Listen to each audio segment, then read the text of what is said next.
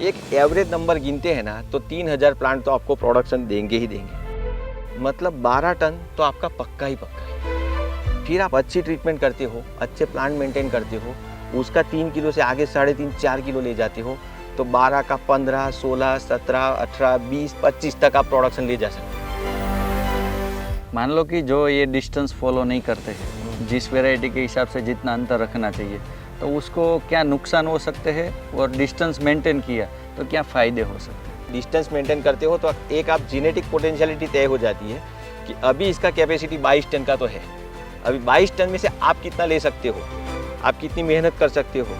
Summer के अंदर 60-65 दिनों में यही वैरायटी, और दूसरी सीजन के अंदर 90 दिन, तो ऐसा क्यों? जितना न्यूट्रिशन चाहिए उतना न्यूट्रिशन नदी किनारे मिलता है, तो वो आप नदी किनारे तो जा नहीं सकते, तो यहाँ पे कैसे मेंटेन कर सकते हो उसका मैं एक तरकीब बताता हूँ। जो मीठापन अच्छा होता है उसके मार्केट रेट अच्छे होते हैं, तो ये तीनों में से सबसे मीठापन किसके अंदर, यानी कि TSS किस में अच्छा होता है? आइस बॉक्स सेगमेंट बोलते हैं उसको।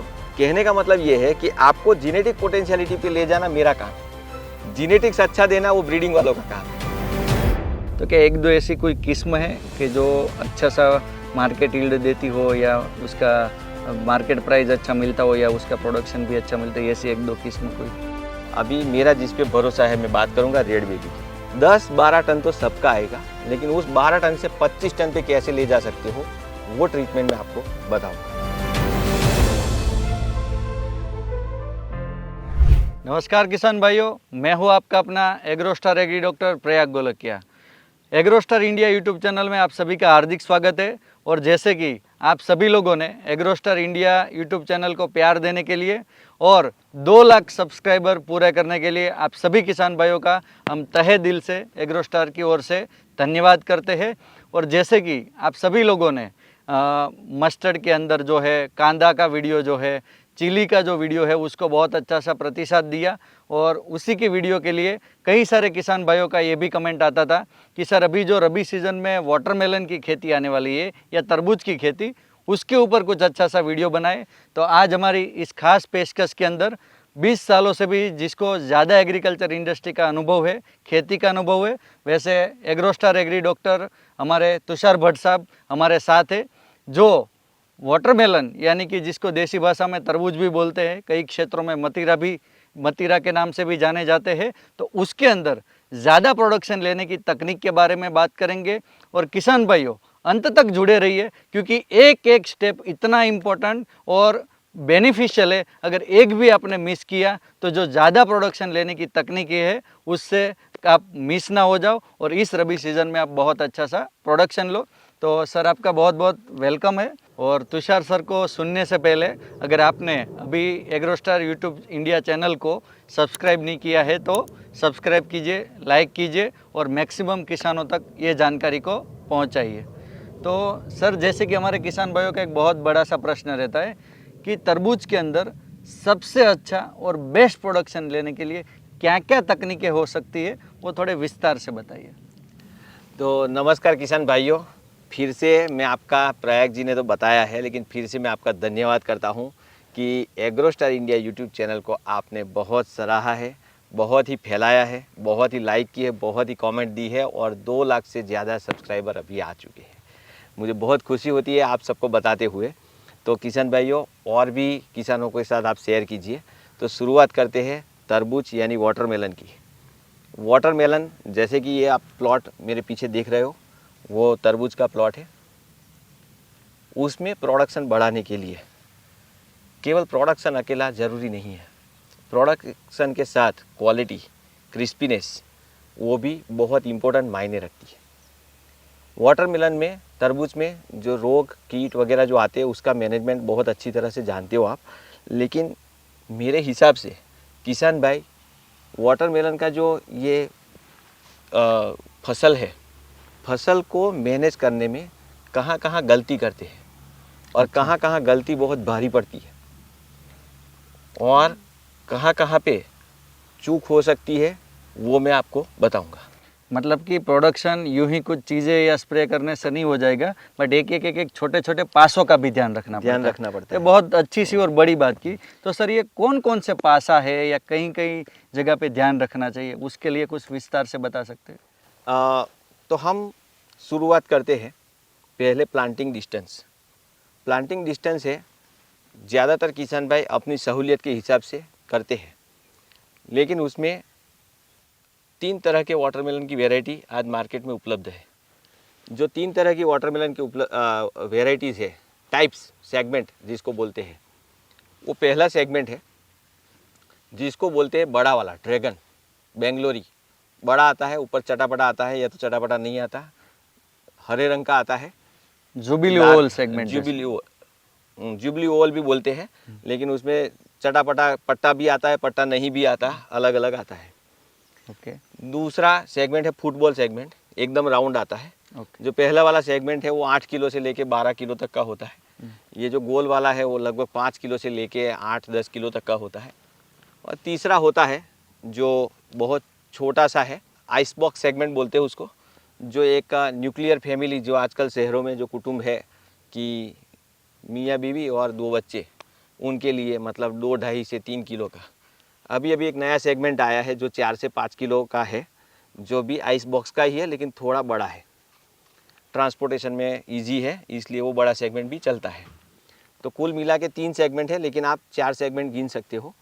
तो सर ये तीनों वैरायटी है, उसको कौन कौन से डिस्टेंस में करें तो किसान भाई को अच्छा सा मुनाफा मिल सके और अच्छे से पर एकड़ में पौधे भी आए और अच्छा सा प्रोडक्शन भी मिले? अभी नॉर्मली क्या है किसान भाई, मार्केट में आप जाओ गुजरात में या राजस्थान में या मध्य प्रदेश में, थोड़े इलाकों में होता है, यूपी में होता है, थोड़ा बिहार में होता है, तो ये सभी जगह पे आप जहाँ पे देखो तो वहाँ पे सबसे ज़्यादा आइस बॉक्स सेगमेंट चलता है। मैं ज़्यादातर बातें करूँगा आइस बॉक्स सेगमेंट की, क्योंकि वो कमर्शियल वेराइटी है, किसानों को ज़्यादा से ज़्यादा मुनाफा हो, इसलिए उसके टाइप बताऊँगा। लेकिन मोटा मोटा बता देता हूँ कि जब आप बड़ा वाला सेगमेंट कर रहे हो तो उसको पूरे के पूरे 7 फीट में आपको प्लांटिंग करना है, पूरा का पूरा 7 फीट, मतलब पंक्ति से पंक्ति की दूरी 7 फीट और पौधे से पौधे की दूरी लगभग आपको 2.5 फीट मेंटेन करनी है। कोई कोई किसान 1.25 फुट में भी कर देते हैं, 1 फुट में भी कर देते हैं, लेकिन 2 से 2.5 फीट रखना है कि उसकी जो सीड रेट होता है वो थोड़ा कम आता है, बड़े का थोड़ा कम आता है सीड रेट, और मार्केट में थोड़ा सस्ता भी मिलता है उसका सीड। तो किसान भाई ज़्यादा डाल देते हैं, लेकिन ज़्यादा डालने की ज़रूरत नहीं है। उसमें गैप फिलिंग करना बहुत ज़रूरी है, मतलब चारों 4 सेगमेंट में गैप फिलिंग करना बहुत ज़रूरी है। मतलब आप मानो कि 7 फीट पे किया है और यहाँ पे 2.5 फीट में किया है, बराबर, तो तकरीबन 7 दूनी 14 और 3.5, मतलब 17-18 स्क्वायर फीट में एक वाटरमेलन आएगा। तो 17 दूनी 34 और 8 42, बराबर 42, मतलब तकरीबन लगभग 2500 से 3000 के बीच में प्लांट आएंगे, ज़्यादा से ज़्यादा। और उसमें से भी थोड़े बॉर्डर इफेक्ट या वैसे गिन लो आप, तो आप 2200-2500 प्लांट गिनते हो। एक प्लांट पे एक भी वाटरमेलन आता है तो भी 10 किलो के एवरेज आप गिनो, 8 से लेके 12 किलो वेराइटी वाइज आप गिन लो, तो एक्चुअली जेनेटिक पोटेंशियलिटी उसकी बहुत ज़्यादा होती है, बराबर। 22-25 टन का प्रोडक्शन आ सकता है, लेकिन उसमें 100% प्लांट मेंटेन नहीं होते, 100% प्लांट पे वाटरमेलन नहीं आता, तो आपको 15-16 टन आ जाता है प्रोडक्शन। मैंने कई किसान भाई को 20 टन से ऊपर लेते हुए देखा है। जैसे कि आपने ये बताया कि 20 टन लेते हुए भी आपने देखा है, तो जो कोई किसान 10 टन ही लेते हैं और कोई किसान 15-16 और कोई 20 टन लेते हैं, तो ये तीनों की खेती के अंदर या फिर कुछ ट्रीटमेंट के अंदर या सेगमेंट सिलेक्शन में भी कुछ चीज़ें इम्पोर्टेंट होती है क्या? हाँ, नहीं, सेगमेंट सिलेक्शन में नहीं, सेगमेंट वो उसमें मायने रखता है मार्केट पे, कि मानो कि अभी आप खेड़ा जिला में जाते हो तो खेड़ा डिस्ट्रिक्ट में गुजरात में सब लोग ये जुबली ओवल ज़्यादा करते हैं। आप मेहसाणा साइड जाओ तो आइस बॉक्स करते हैं, सूरत के आसपास जाओ तो आइस बॉक्स करते हैं। तो वैसे हर स्टेट का अलग अलग डिस्ट्रिक्ट में अलग अलग सेगमेंट पसंद करते हैं, उनके मार्केट के ऊपर आधारित है। लेकिन ये सेगमेंट मैंने 20-22 टन बोला, वो भी 10 टन हो जाएगा। ओके। क्योंकि वो अलग स्टोरी है, मैं अलग वो न्यूट्रिशन में बताऊंगा मैं आपको। लेकिन डिस्टेंस मेंटेन करते हो तो एक आप जेनेटिक पोटेंशियलिटी तय हो जाती है कि अभी इसका कैपेसिटी 22 टन का तो है, अभी 22 टन में से आप कितना ले सकते हो, आप कितनी मेहनत कर सकते हो, आप कितना टेक्नोलॉजी फॉलो करते हो, आप कितना प्लांट प्रोटेक्शन करते हो, आप कितना न्यूट्रिशन दे सकते हो, उसके ऊपर है। तो वो सब मुद्दे मैं आपको बताऊंगा, लेकिन पहला मुद्दा है प्लांट पॉपुलेशन मेंटेन करना। दूसरा मीडियम सेगमेंट है, वो लगभग 6 फीट में आपको करना होता है। और 6 फीट में से लेके 1.5 फीट का डिस्टेंस रहता है, तो वो थोड़े नंबर ऑफ प्लांट ज़्यादा आते हैं, लगभग 4 से 4,500 प्लांट आते हैं। और उसके बाद का आइस बॉक्स सेगमेंट जो किशन भाई आजकल 4 फुट में भी करते हैं, बराबर। 4 फीट 2 पंक्ति से पंक्ति की दूरी और पौधे से पौधे की दूरी लगभग 1.5 से 2 फीट। एक्चुअली वो भी 2 फीट पूरा करना चाहिए और 5 फीट में 5 बाई 2 में करना चाहिए, यानी कि 10 स्क्वायर फीट में एक प्लांट आएगा। तो 1 एकड़ में 4,500 से 5,000 प्लांट आएंगे। मान लो कि जो ये डिस्टेंस फॉलो नहीं करते हैं, जिस वैरायटी के हिसाब से जितना अंतर रखना चाहिए, तो उसको क्या नुकसान हो सकते हैं, और डिस्टेंस मेंटेन किया तो क्या फ़ायदे हो सकते हैं? उसमें 2 तरह का है। मानो कि आपको एक एग्जांपल के तौर पे बताता हूँ कि आइस बॉक्स सेगमेंट में जैसे मैंने बताया कि आपको 4,500 प्लांट मेंटेन करने हैं। मानो कि आपने 4,500 नहीं किए, आपने कम ज़्यादा डिस्टेंस पे बुआई की, आपने 3,000 प्लांट लाए, 1,000 प्लांट थोड़े कम आए, तो स्वाभाविक है पहले दिन से आपका प्रोडक्शन लो होने की संभावना हो गई। फिर उसमें से 1,000 पौधे डिसीज कम है। हाँ, और कभी कभी किसान भाई 6-7 हज़ार पौधे लगा देते हैं। अभी 6-7 हज़ार पौधे लगा देते हैं तो आगे मैं बताता हूँ क्या संभवता होती है कि एक दूसरे में प्लांट आ जाते हैं।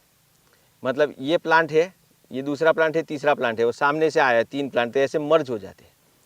अब ये मर्ज होने के कारण क्या होता है कि किशन भाई को पता ही नहीं होता कि वाटरमेलन कहाँ है, फूल कहाँ है, कौन सा पौधा को विल्ट लगा है, कौन सा को ट्रीटमेंट करनी है, किसको पानी जा रहा है, किसको पानी नहीं जा रहा है। तो ओवरऑल जो मैनेजमेंट है न्यूट्रिशन का, पानी का, फिर पेस्टिसाइड का, वो सब मैनेजमेंट नहीं हो पाता है, बराबर। और तीसरा कि जगह तो उतनी है, आपने 7,000 पौधे लगा दिए, 5,000 से ज़्यादा पौधे लगा दिए, तो जड़ें जो है वो कहाँ से खुराक लेगी। तो फूड कंपटीशन भी फूड होगा, कंपटीशन फर्टिलाइजर होता का है। भी होगा। फिर होता है पत्तों से पत्तों सूर्य प्रकाश का कंपटीशन।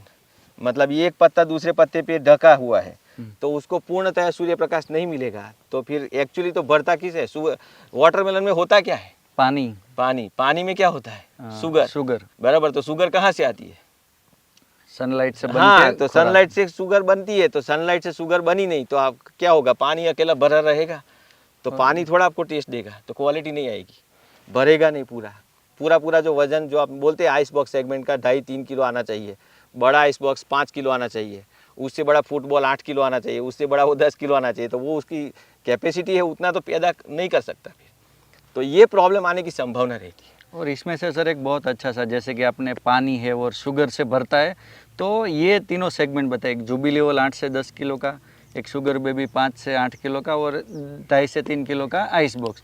तो ये तीनों में से अगर टेस्ट के हिसाब से देखें तो ज़्यादातर शहरों में वो भी पूछते कौन सा वाटरमेलन पसंद करना चाहिए, नहीं, और किसान को भी वैसा होता है कि जो मीठापन अच्छा होता है उसके मार्केट रेट अच्छे होते हैं। तो ये तीनों में से सबसे मीठापन किसके अंदर, यानी कि TSS किस में अच्छा होता है? TSS है ना, वेराइटी के आधार पे होता है एक्चुअली में। पहला नंबर जीनेटिक्स होता है कि कोई वेराइटी में 15 से 17 तक मैंने देखा है, 15-16 TSS भी होता है। मतलब आपको शुगर का परसेंटेज जो होता है वो बहुत हाई होता है, जो वो मीटर से देखते हैं ना, वो मीटर में 15-16 का रीडिंग भी दिखाता है, कोई 12-13 का दिखाता है। लेकिन 14 से प्लस वाले होते हैं वो सब मीठे होते हैं, पहली बात। लेकिन ये 14 की जीनेटिक पोटेंशियलिटी है। मैं किस आधार पे बात कर रहा हूँ कि मानो कि आपकी 14 से 16 के बीच में TSS की जीनेटिक पोटेंशियलिटी है वो वेराइटी की, लेकिन आप ट्रीटमेंट अच्छी नहीं करती हो, प्रॉपर डिस्टेंस मेंटेन नहीं करती हो, तो वो 14 भी नहीं मिलेगी आपको, उससे भी कम मिले। हाँ, कहने का मतलब ये है कि आपको जीनेटिक पोटेंशियलिटी पे ले जाना मेरा काम है, जीनेटिक्स अच्छा देना वो ब्रीडिंग वालों का काम है, बराबर।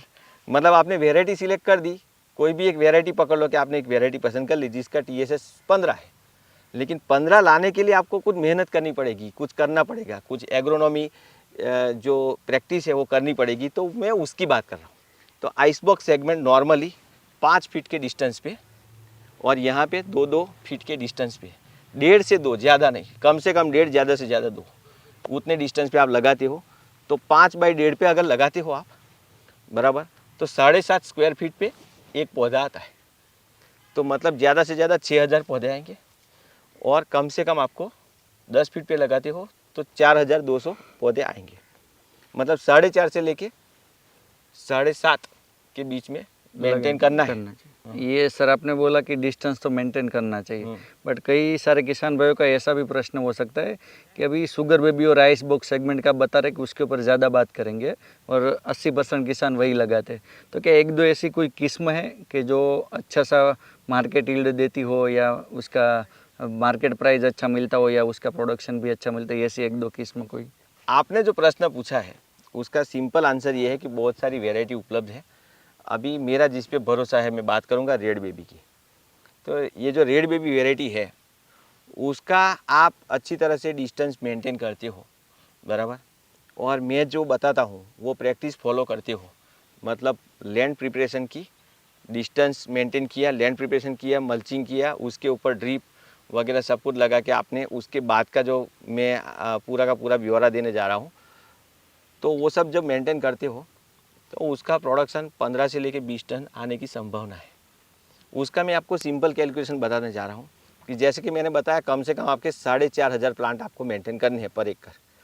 4,500 प्लांट मेंटेन किए, फाइनली आपको 4,000 प्लांट के ऊपर से आपको 2-2 वाटरमेलन मिले, 3-3 किलो के, 3 से लेके 5 किलो तक का प्रोडक्शन है।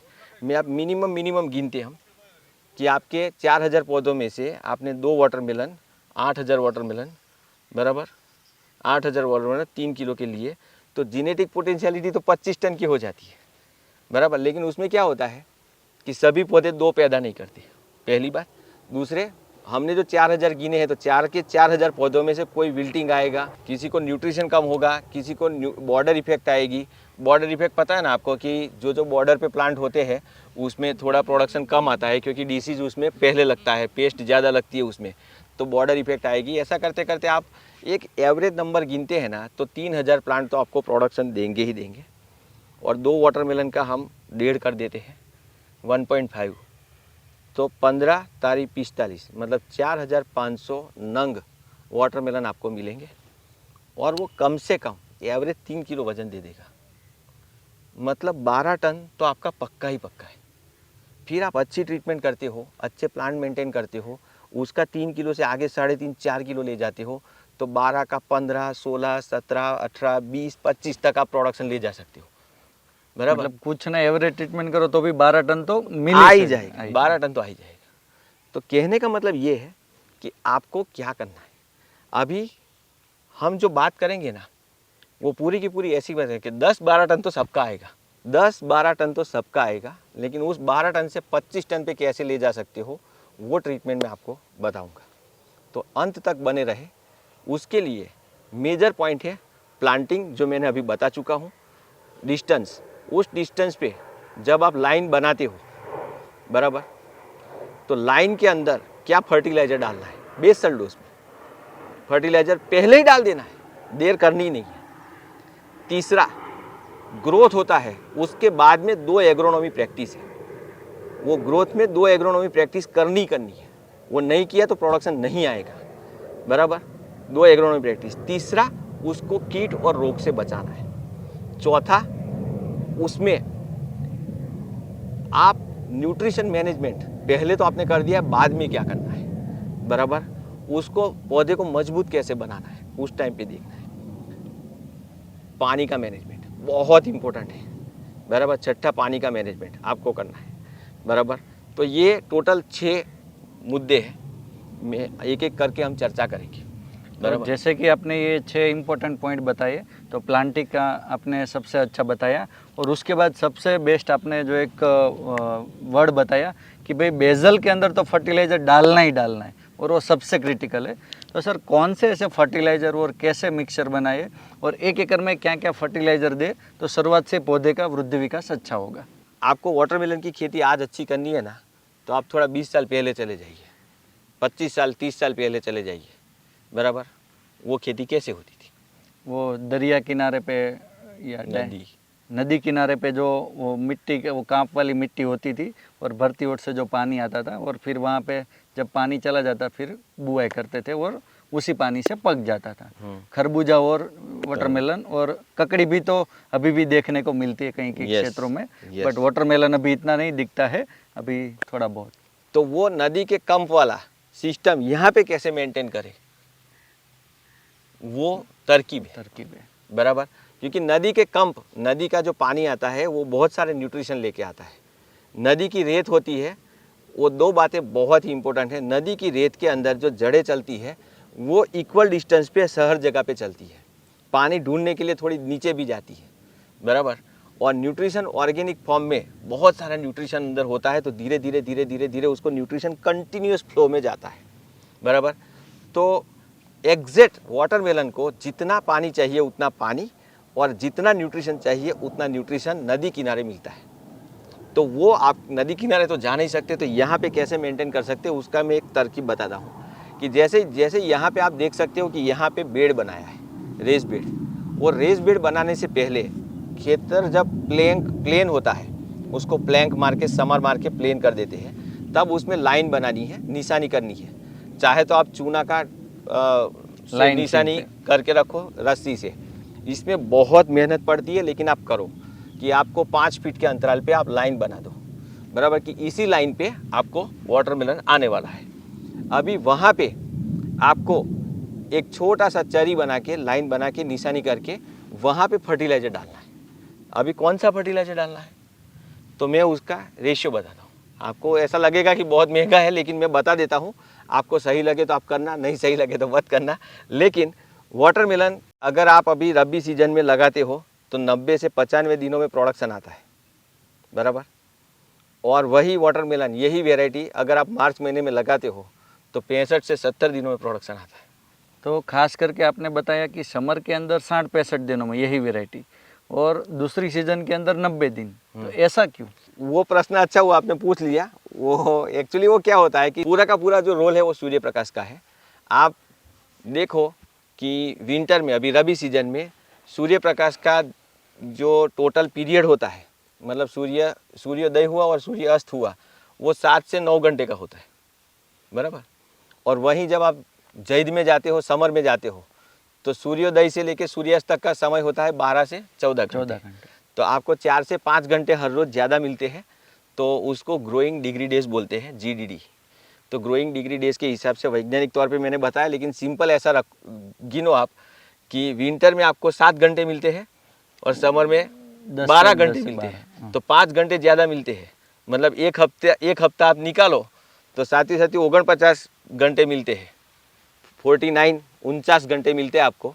वहीं समर में आपको 80 आवर्स मिलते हैं, तो 30 घंटे ज़्यादा मिलते हैं। 30 घंटे मतलब 3 दिन ज़्यादा, बराबर। इसलिए वो 30% थोड़ा कम समय में पैदा हो जाता है। प्रश्न ये नहीं था एक्चुअली, प्रश्न में जो जवाब ये नहीं था, मतलब क्या बोलते हैं, आपने बीच में प्रश्न पूछ लिया इसलिए, वरना एक्चुअली टेक्निक ये थी, पूछ लिया, बहुत अच्छा किया। लेकिन मेन बात ये है कि आप समझो कि अभी भी आप कर रहे हो रबी सीजन में 90 दिनों में से 30 दिनों तक तो इसका वृद्धि विकास होता है। ऐसा अभी जो हो रहा है वृद्धि विकास, बराबर। अभी फल लगना शुरू हुआ है, जिसमें ओनली पत्तियों वाला जो शाखाएं और ब्रांचेस निकलेगी, बराबर। फिर 15 से 20 दिन आता है फ्लावरिंग का, फूल खिलेंगे, बराबर। तो कितने दिन हो गए? 45 दिन हो गए। बाकी के 45 दिन में आपको मानो कि ये इतना सा छोटू सा वाटरमेलन है, बराबर। इतना छोटा सा वाटरमेलन है, ये कितने ग्राम का होगा? मोटामोटी 1-2 ग्राम का, 3 ग्राम का। मैं बोलता हूँ चलो 5 ग्राम का होगा। ये 5 ग्राम का वाटरमेलन अगले 45 दिनों में 5 किलो का होने वाला है। 5 ग्राम से 5 किलो, बराबर, कम से कम। और ओनली 45 दिनों 45 दिनों में, बराबर। और वही बात समर में आती है तो कितने दिनों में होगा? 35 दिनों में, मतलब कि आधा समय, आधे समय। तो मतलब आपको 45 दिनों के अंदर आप मोटा मोटी 50 दिन पकड़ के चलो, 50 दिनों के अंदर 3 से लेके 5 किलो वजन बढ़ता है। ये बहुत मायने रखता है आपको। यहाँ पे एक दिन भी आपको एक पोषक तत्व भी नहीं मिला ना तो गए काम से। इसमें आप, मैं गारंटी मार के मैंने देखा है, बराबर, जो हाइड्रोपोनिक्स की खेती करते हैं ना उसमें देखा है, फ्लावरिंग के टाइम पे 2 दिन बोरॉन नहीं दिया था, सब फ्लावर जड़ गए। मतलब 1-2 दिन फ्लावर इतना भी सहन नहीं करता भाई, क्योंकि नहीं है, उसके पास टाइम नहीं है। तुम्हारे पास बहुत टाइम है, उसके पास टाइम नहीं है, बराबर। तो पहले से अगर न्यूट्रिशन दे के रखते हो ना तो छोटी छोटी जो डेफिशिएंसी आती है, आपकी लाइट चली जाती है, आपके पास लेबर नहीं है, आप कहाँ शादी ब्याह में चले गए, तो वो सब जो प्रॉब्लम होता है ना, वो प्रॉब्लम बेसल डोज सॉल्व करता है। अच्छा, इसलिए बेसल डोज में मैं आपको बताता हूँ, प्रोडक्शन हाई करने के लिए बेसल डोज में कम से कम 1 DAP, कम से कम 1 DAP, 1 पोटास कम से कम, बराबर। नीम की पेंड या नीम की खली जिसको बोलते हैं, उत्तरी भारत में सरसों की खली मिलती है, तो सरसों की खली डाल दो, बराबर। और कम से कम 30 किलो संचार 1 एकड़ में। 1 एकड़ में 30 किलो संचार। ये संचार और नीम की खली डालने से ज़्यादातर किसान भाई डीएपी और रासायनिक खाद तो यूज़ करते हैं, बट ये नीम की, सरसों की खली और ये जो संचार है, ये क्या बेनिफिट देंगे? वो मैं आपको समझाता हूँ। जैसे मैंने कैसे बताया, उसकी एक पद्धति है, वैज्ञानिक पद्धति की। प्लेन खेतर में आपको लाइन बनाते आपको ये सब उस पर डालना है, DAP, पोटास, नीम की खली या सरसों की खली, जो भी खली आपको मिलती है वो, फिर 30 किलो संचार। अभी बाकी है सल्फर। सल्फर आपको डालना है 6 किलो। मैग्नीशियम सल्फेट डालना है कम से कम 10 से 15 किलो, बराबर। और उसके साथ में अगर आपसे हो पाए तो आपको जिंक भी डालना है, जिंक सल्फेट, या तो मिक्स माइक्रोन्यूट्रन, आपके स्टेट का जो भी ग्रेड हो वो मिक्स माइक्रोन्यूट्रन कम से कम 5 किलो, बराबर। तो 5 किलो मिक्स माइक्रोन्यूट्रन। ये इतना, this is the complete nutrition के जो पौधे को शुरुआत है। तो पहले ही डाल दो, उसके ऊपर मिट्टी चढ़ा दो और रोटोवेटर से लगा दो और फिर से करके एक अच्छा सा ऐसा बेड बना दो। उस बेड के ऊपर ड्रिप लगा दो। सिस्टम अच्छी तरह से समझना, आप भी और किशन भाई आप भी। आपको बेड पे मिक्सिंग करना है। बेड पूरा बना दिया आपने, बेड बना के उसके ऊपर ड्रिप डालनी है। ड्रिप डालने के बाद आपको मल्चिंग करना है। ड्रिप भी कैसी, 1.5 फीट पे 4 लीटर पानी, बराबर। 1.5 फीट पे 4 लीटर जो बनाना में लगती है वही आपको डालनी है, बराबर। फिर आपको घंटे कितना, आधा घंटा देना है, 15 मिनट देना है, 2 घंटे देना है, वो आप बाद में तय करेंगे। लेकिन आपको 1.5 फीट पे 4 लीटर वाली ड्रिप डालना है। वो डाल दी, मल्चिंग डाल दिया, मल्चिंग को बंद कर दिया, मल्चिंग को होल कर दिया। समझना अच्छी तरह से, मल्चिंग को होल कर दिया। होल करने के बाद इसको 2 दिन तक पानी देना है, फुल, पूरे 2 दिन, पूरे 2 दिन तक। मतलब पहले दिन आपको लाइट 8 घंटा पूरा मिलती है, तो 8 घंटा पानी दे दो। फिर होल किया है, वो होल में से गर्मी निकल जाएगी। जो नीम की, सरसों की पेंड या तो खली जो आपने लगाई है, वो खली गर्म होगी अंदर। गर्म होने के बाद वो पूरे बेड को अंदर से, पूरा का पूरा बेड गर्म हो जाएगा। आप उंगली डालोगे तो आपको गर्मी लगेगी, बराबर। और फिर वो गर्मी को बाहर निकल दे दो 3-4 दिन तक। और ये गर्मी बाहर नहीं निकले तो उससे क्या नुकसान होते हैं, और गर्मी निकल जाए तो उसके क्या फायदे होते हैं? गर्मी अगर नहीं निकली तो समझो आपने प्लांटिंग किया, रूट जल जाएंगे।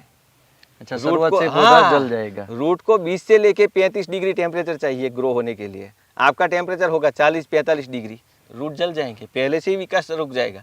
इसलिए आप पहले फुल पानी दे दो। फुल पानी देने के बाद उसको गर्म होने दो। 1 दिन गर्म होगा, फिर 2 दिन ठंडा होने दो। यानी कि आपने फर्टिलाइज़र डाल दिया, उसके ऊपर मिक्सिंग किया, मिक्सिंग करने के बाद बेड बनाया, बेड बनने के बाद ड्रिप डाली, ड्रिप डालने के बाद आपने उसको मल्चिंग से बंद किया। बंद करने के बाद फुल पानी 8 घंटे पानी दिया।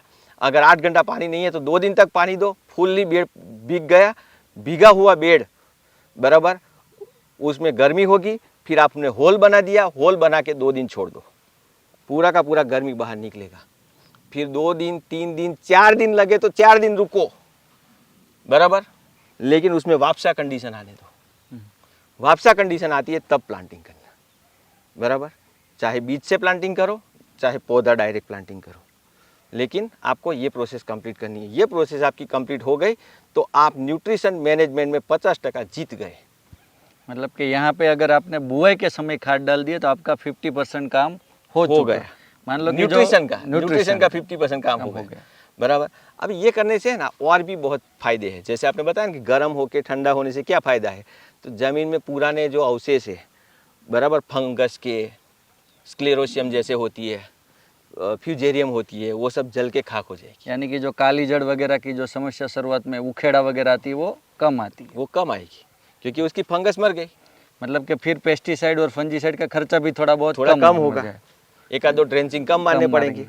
तो मेरी जो टेक्निक है ना वो शुरुआत में आपको ऐसा लगेगा कि ये खर्चे वाली है, लेकिन टेक्निक को आप पूरा समझो और अच्छी तरह से इस्तेमाल करो ना तो ये कम खर्चे में ज़्यादा फायदा देने लॉन्ग टर्म बेनिफिट देने लॉन्ग टर्म बेनिफिट। और यहाँ पे मुझे एक प्रश्न और आ रहा है, खास करके कई किसान भाई ऐसे भी है और मतलब हम खेतों में जाते हैं तो आपने सर ये फर्टिलाइजर मैनेजमेंट बताया, बट कोई कोई किसान भाई ऐसा भी प्रश्न पूछते हैं कि क्या ये बेड़ों के अंदर जो गोबर की सड़ी हुई खाद होती है वो यूज़ करनी चाहिए कि नहीं? क्योंकि कई किसान भाइयों का ऐसा कहना है कि रबी में डालते हैं तो थोड़ा जर्मिनेशन में या गर्मी के कारण कुछ प्रॉब्लम आता है, तो उसके बारे में सर कुछ क्या वैज्ञानिक तथ्य है वो थोड़ा बताइए। दो तीन बातें हैं। पहले तो है ना डेफिनेशन क्लियर करो कि गोबर की सड़ी हुई खाद अगर डालते हैं और मैंने जो बताया वो प्रोसीजर करते हैं तो उनको ये प्रश्न नहीं आना चाहिए। ओके बराबर। सड़ा हुआ नहीं है तो वो गर्म होगा, एक तो उसकी गर्मी होती है ऊपर से ये मल्चिंग की गर्मी होती है, दोनों गर्मी इकट्ठा होगी तो गर्म होगा ही होगा, उसको कोई नहीं रोक सकता। लेकिन अच्छे से सड़ा हुआ है, कॉफ़ी जैसा कलर हो जाता है उसका ब्राउन, वो परफेक्ट गोबर वो परफेक्ट है। या तो आप, मैं ज़्यादा डालने को नहीं बोल रहा हूँ, आप अगर वर्मी कंपोस्ट लेते हो तो 400-500 किलो डालो, बराबर। अगर आप गोबर की खाद लेते हो तो बाहर 2 महीने पहले, आप वाटरमेलन करना ही है तो 2 महीने पहले बाहर एक हीप बना दो अच्छा सा, उसके ऊपर पानी छिड़कते रहो, कोई कंपोस्टिंग का बैक्टीरिया डाल दो तो हो जाएगा काम, बराबर। अच्छा सा सड़ा हुआ ही लेना है। तो जो भी किसान भाई गोबर की खाद डाल रहे थे तो उसका प्रश्न का हल ये आंसर ये आंसर उसमें है ना। देखो वो कच्चा गोबर डालते हैं ना तो उसमें वो वाइट ग्रब वगैरह आता है, मुंडा वगैरह, तो वो भी नहीं आएगा इसमें। अच्छा, बराबर। उसमें कोई नुकसानकारक फंगस बैक्टीरिया भी नहीं आएगा क्योंकि वो गर्म होकर ठंडा हुआ है। उसमें प्योरली एक्टिनोमाइसिटीज होगा जो केवल और केवल आपको बेनिफिशियल है। बेसिलस बैक्टीरिया होगा वो भी केवल और केवल आपको बेनिफिशियल है, बराबर। बेसिलस बैक्टीरिया और एक्टिनोमाइसिटीज है ना वो 60 डिग्री पे भी नहीं मरता जो कि आपको बेनिफिशियल है। अच्छा, मतलब कि जो मिट्टी सुधारने का और पौधे को अच्छा वृद्धि विकास करने के काम वाले बैक्टीरिया 60 डिग्री तक टिकते हैं। अच्छा, तो जिसके कारण अच्छा सा फायदा मिलता है। और दूसरा, उसमें ये सब कर दिया आपने, पौधा लगा दिया या बीज लगा दिया तो एक ट्राइकोडर्मा और सुडोमोनास बहा दो इसमें। अच्छा, ताकि आपको नीमेटोड का प्रॉब्लम है इसमें, तो नीमेटोड के लिए भी बहुत अच्छा मैनेजमेंट है। नीमेटोड जमीन में होते हैं। जमीन में एक तो आपने गर्मी से थोड़े बहुत 50% तो मार दिए होंगे, अभी कुछ बच गए हैं अंडे, तो अंडे होंगे। अभी अंडों में से कृमि निकलेगा उसका बच्चा और फिर वो जाएगा इसके जड़ में। तो उससे पहले ही आप वर्टिसिलियम है, फिर दूसरी कई फंगस आती है, ये बेवेरिया बेसियाना है, वो सब यूज कर सकते हैं क्या? तो आप पहले ही उसमें डाल दो। बेवेरिया बेसियाना है, ट्राइकोडर्मा है, वर्टिसिलियम है, सुडोमोनास है, बेसिलस है, एजोटोबैक्टर है, फॉस्फेट कल्चर है, डालो जितना डालना हो। मतलब जितना अच्छा सा बायो फर्टिलाइजर डालोगे उतना ही जमीन के अंदर फायदा होगा और पौधे को फायदा होगा। मैंने आपको बताया ना कि नदी किनारे कंप जैसी जमीन बनाना है तो उसमें राइजोस्फियर माइक्रोफ्लोरा, बराबर। राइजोस्फियर के अंदर एक बैक्टीरिया, फंगस और रूट का जो राइजोस्फियर कनेक्शन होता है वो आपको मेंटेन करना है। तो वो आप अच्छी तरह से मेंटेन करते हो तो जड़ें बहुत अच्छी तरह से डेवलप होगी, पूर्णतया पोषक तत्व लेगी। और जैसे ही हमने बताया आपको कि 30 दिनों के अंदर अंदर उसका वृद्धि विकास हो जाएगा और वृद्धि विकास के बाद फ्लावरिंग समय पे आना चाहिए, वो समय पे आ जाएगा, बराबर। तो ये फंडामेंटल बेसल की जो तैयारी है वो चैप्टर यहाँ पे ख़त्म होता है। मैंने सभी आंसर दिए, शायद आपको पसंद आए होंगे और आपको लगा होगा कि भाई ये सही बात है, तो आप लाइक कीजिए। आपको ऐसा लगता है कि कुछ उसमें चूक हुई है या तो मेरे बोलने में और आपके समझने में कुछ डिस्टेंस रहता है तो भी आप नए प्रश्न पूछ सकते हो। ये बहुत अच्छा सा बताया, यानी कि ऐसा हम कह सकते हैं जैसे कि हम घर बनाते हैं तो जितनी नींव मजबूत होगी उतनी उसके ऊपर मंजिल ले सकते हैं। हाँ। तो उसमें जितना बेजल डोज पे फर्टिलाइजर अच्छा करोगे उतना ही उसमें फ्लावरिंग फ्रूटिंग अच्छा आएगा। तो ये बहुत इंपॉर्टेंट बात है किसान भाइयों। और अभी ये वृद्धि विकास अवस्था तक हम आए हैं तो इसके अगले चरण में फूल अवस्था और फल अवस्था में क्या क्या चीज़ें ध्यान रखनी चाहिए और दूसरे जो 4-5 पासे जो इम्पोर्टेंट है उसका भी डिस्कशन हम सर के साथ जारी रखेंगे। तो जैसे कि किसान भाइयों इस वीडियो के अंदर आपने देखा कि तरबूज के अंदर 20 टन प्रोडक्शन लेने के लिए क्या क्या उसके उपाय है, तो जिसमें तुषार सर ने खास करके हमको वैरायटी सिलेक्शन, ज़मीन की तैयारी और बेजल फर्टिलाइज़र के अंदर क्या क्या और वृद्धि विकास अवस्था में क्या क्या चीज़ें करनी चाहिए और कौन सी चीज़ें अवॉइड करनी चाहिए, ये बहुत अच्छी सी जानकारी मिली। और ये वीडियो जो है वो अगर आपको अच्छा लगा हो, उसके पॉइंट्स जो है वो आप पहले नहीं जानते थे और इस वीडियो के माध्यम से जानने को मिला, और आपको लग रहा है कि इस पॉइंट से फॉलो करने से मेरी खेती में कुछ अच्छी सी फ़ायदेमंद होगा, या ये पॉइंट या फिर ये डिस्कशन या ये प्रैक्टिकलिटी मैं मेरी खेती में अपनाऊंगा तो मुझे बेनिफिट होगा, तो ये आप कमेंट करके बताइए। और इस एग्रोस्टार इंडिया यूट्यूब चैनल को लाइक कीजिए, शेयर कीजिए और सब्सक्राइब कीजिए, क्योंकि इसके आगे की जो तरबूज की खास करके जो दो अवस्था है, फूल अवस्था और फल अवस्था, जिसके अंदर बहुत सारे प्रॉब्लम आते हैं न्यूट्रिशन के, पेस्ट डिजीज़ के, रोग के, या फल अवस्था के अंदर कलर नहीं बनना, या फिर फ्रूटिंग रिलेटेड क्वालिटी, और उसके साथ साथ कैसे बरकरार प्रोडक्शन एंड तक हम ले सके, तो वो जो सारी डिटेल है और चीज़ें हैं वो तुषार सर हमारे साथ जुड़े रहने वाले हैं और वो हम नेक्स्ट पार्ट में देखने वाले हैं। तो मेरा एग्रोस्टार इंडिया यूट्यूब चैनल को लाइक, शेयर और सब्सक्राइब करने का एक ही रीज़न है, क्योंकि आप सब्सक्राइब करोगे तो जो वीडियो जैसे ही रिलीज़ होगा दूसरा पार्ट, तो सबसे पहले उसका नोटिफिकेशन आपको मिलेगा। तो ये तब तक जो है हम आपसे रजा लेते हैं, विनंती लेते हैं, और दूसरे पार्ट में यही जोश और यही उत्साह से आप लोगों से मिलते हैं और नई नई जानकारी आपको देते हैं। धन्यवाद।